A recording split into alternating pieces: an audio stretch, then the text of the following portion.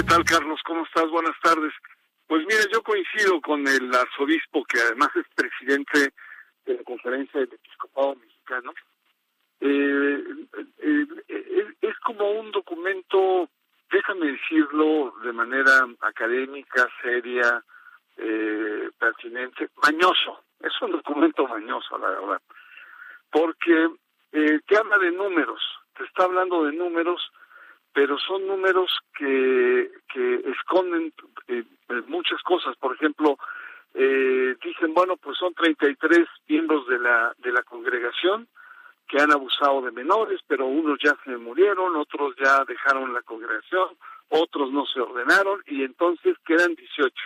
Y de los 18, pues representan el 2.4%, que en realidad no es mucho.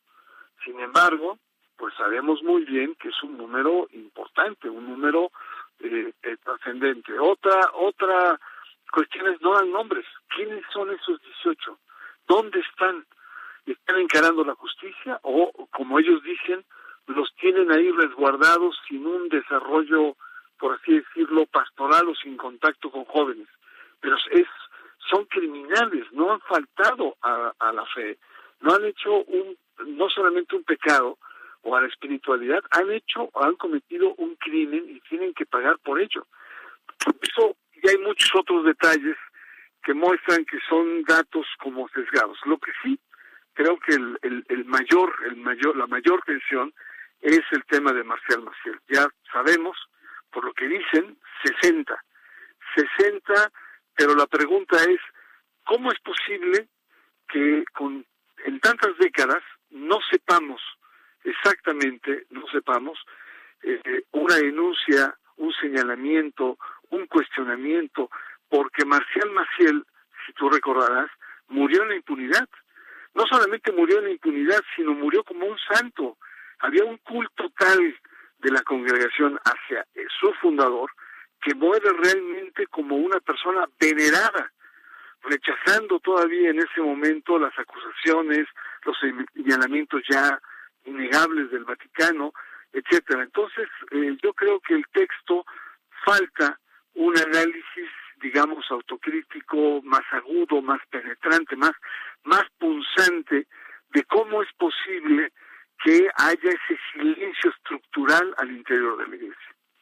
¿Cómo se vincula un informe de esta naturaleza, Bernardo Barranco, doctor, con acciones por la vía penal, por la vía civil? Porque más allá de los castigos, más allá de la condena ética, moral, en fin, de lo que le pueda pasar a la congregación en términos de prestigio, de lo que ha estado pasando con esa congregación en términos de prestigio, ¿qué es la otra parte de la pinza? Decía el propio Rogelio Cabrera López, el presidente de la Confederación del Episcopado Mexicano, decía, le pido que no quede una denuncia sin presentarse. Todo aquel que haya atentado contra una niña, contra un niño, debe ser denunciado y debe ser castigado. Y algunas de las víctimas se han quejado precisamente de eso. Dicen, hay delitos que inclusive prescriben o han prescrito en términos legales y jamás hubo información al respecto. Y habla también, por supuesto, de los cómplices que no se mencionan en este informe.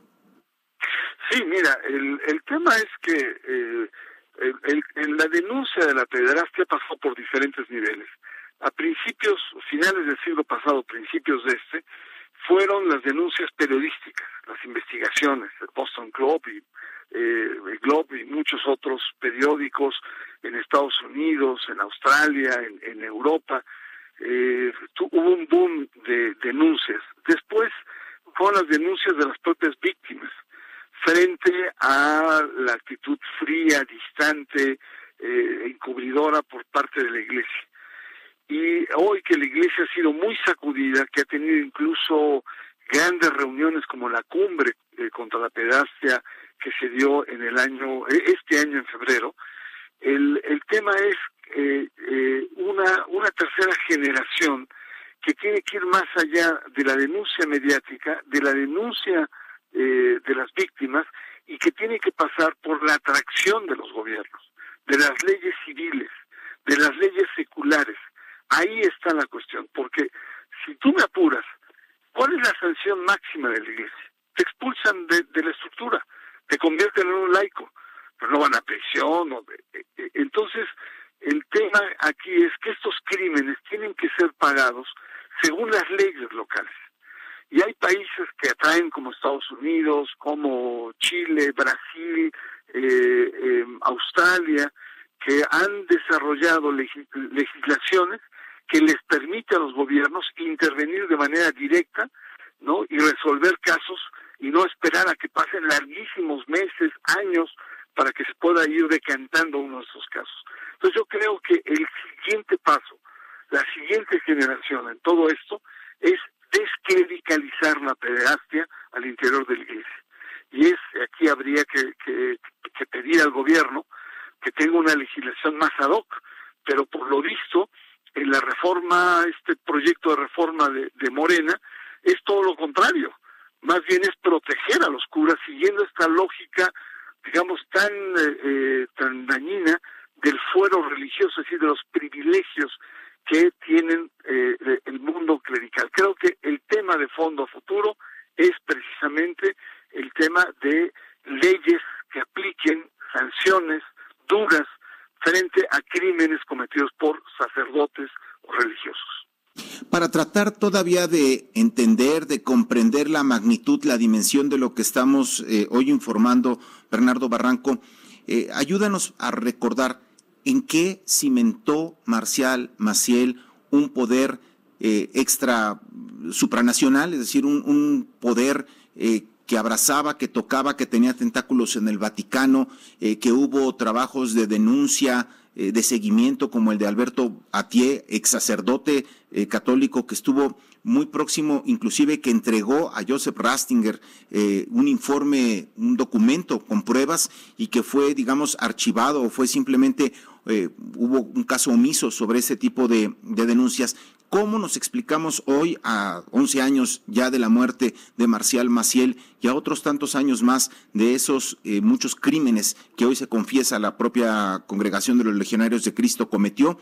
¿Cómo le entendemos, Bernardo? ¿En qué radicaba? Pues mira, Marcial Maciel construyó un imperio de impunidad, un imperio en el que el silencio primaba y lo que estaba a todas luces es el encubrimiento de sus patologías sexuales, que no solamente eran sexuales, era esta doble vida de poder que él desplegó, otras familias, otras mujeres, hijos. Sí, 4 hijos con diferentes mujeres, etcétera. Una vida por un lado muy religiosa, casi divina frente a los legionarios, y por otra una vida disipada, ¿no? Pero no solamente fue la impunidad de los legionarios, de esta organización que nace torcida y que hoy, como bien dices, sufre un descrédito tremendo cuando llegó a tener mucho poder en los años 80, sino también es la complicidad del Vaticano. Hay un libro de Jason Berry donde se llama Las finanzas secretas del Vaticano, que demuestra cómo Marcial Maciel corrompió la curia romana, que no creo que haya sido muy difícil, pero decía que por cada misa que iban a dar a su congregación, Maciel les daba un sobrecito con $50,000 a los grandes monseñores, a los cardenales que eran responsables de dicasterios. Cada año les cambiaba y les compraba un Mercedes-Benz nuevo, blindado, azul oscuro, 4 puertas. Imagínate entonces los niveles de complicidad que llegaron hasta el mismo Papa Juan Pablo II. Hay que reconocerlo, que esta fue la piedra en el zapato de su proceso de canonización, y de ahí para abajo, pues ni más ni menos que la complicidad que hoy está en Roma saliendo a la luz pública, en el caso de Angelo Sodano, que fue el número 2 del Vaticano, fue el secretario de Estado de Juan Pablo II. Pero no solamente eso, Carlos, no solamente es los legionarios que fueron cómplices de esta doble vida de Maciel, no solamente es la impunidad que gozó en el Vaticano, sino también, hay que reconocerlo, también está el tema de México, el poder que se extiende de Marcial Maciel, vía Prigione, que era el nuncio en aquel entonces, con los diferentes gobiernos y poderes federales de Salinas de Gortari, del mismo Cedillo, previamente también con los gobiernos anteriores, es decir, y sobre todo también los medios de comunicación, periódicos que lo apoyaban a muerte, periódicos como el Universal que lo apoyaron, y empresarios también. Empresarios, no podemos olvidar que Carlos Slim es el legionario en el mundo de las empresas número uno, que lo apoyó, lo arropó, creía en él, financió varias de sus obras, etcétera. Entonces, cuando hablamos de Marcial Maciel, no estamos hablando de una manzana podrida en un árbol frondoso, estamos hablando de un sistema en donde la congregación, la iglesia al más alto nivel, pero también la sociedad mexicana en diferentes estamentos, lo apoyaron, y lo estuvieron apoyando, y el fenómeno Marcial Maciel se entiende con la responsabilidad de diferentes actores que coadyuvaron para que este monstruo, para que este ser lleno de patologías, pudiera desarrollar todas sus perversiones. Sí, un depredador sexual, si cabe o ajusta, me parece que no mejor el tema, ¿no? Un depredador sexual.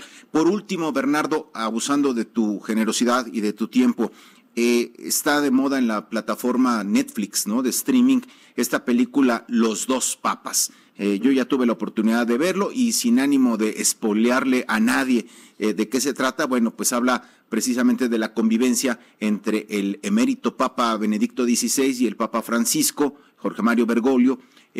Cuenta un poco, pues, digamos, la vida de Bergoglio en Argentina, su transitar durante épocas de la dictadura, sus propios, demonios que él tuvo o a los cuales se enfrentó, de su comportamiento, su tendencia política, pero finalmente abordan y pasa, me parece que es un momento importante de la película de Los Dos Papas de Netflix, este tema, el de Marcial Maciel, el de la pederastia, el de los abusos, el de un papa reformista y el de un papa que parece claudica ante la imposibilidad de ser el gran reformador de la Iglesia Católica. Un comentario, una mirada tuya sobre esta película que podría cualquiera de los que nos está escuchando o viendo ver en cualquier momento. Pues ya has hecho una reseña más que inmejorable, mi querido Carlos. La verdad que yo tendría poco que agregar. Yo lo único que te diría es que es la relación de amistad de dos personajes diametralmente opuestos, un Jorge Mario Bergoglio bonachón, cercano a la gente, que le gusta la pizza, el fútbol, el tango, la música contemporánea, frente a un Herr Professor como sería Ratzinger, exquisito, intelectualmente, investigador, que vive en una cápsula, que no conoce los Beatles. Es decir, es un poco una caricatura, pero que refleja muy bien dos modelos de iglesia que tienen como escenario la crisis de la vida de la iglesia. El momento en que él renuncia es un momento de crisis muy grande en la iglesia, y lo que a mí me llama la atención es el método cuasi priista con la cual el Papa elige a Jorge Bergoglio, nada más que aquí no era el dedo del presidente saliente, sino fue el dedo de Dios quien elige a su sucesor. Creo que es una película, es una película de Hollywood, no es un documental, o sea, no es una película ficción, pero que retrata muy bien el estado de ánimo y cómo impacta la crisis de la iglesia en la intimidad de dos personas al más alto nivel, pero también cómo los enlaza, siendo tan diferentes, en una profunda amistad, porque para todos es conocido que se aman, se tienen mucha diferencia ambos dos en la realidad. Así es que yo creo que es una película que vale la pena, es provocadora en algunas cosas, evidentemente que se carga hacia Francisco, hacia sus reformas, hacia su actitud de cambio, pero y que no se ha dado, ciertamente, no hemos encontrado todavía en Francisco todas esas promesas de cambio.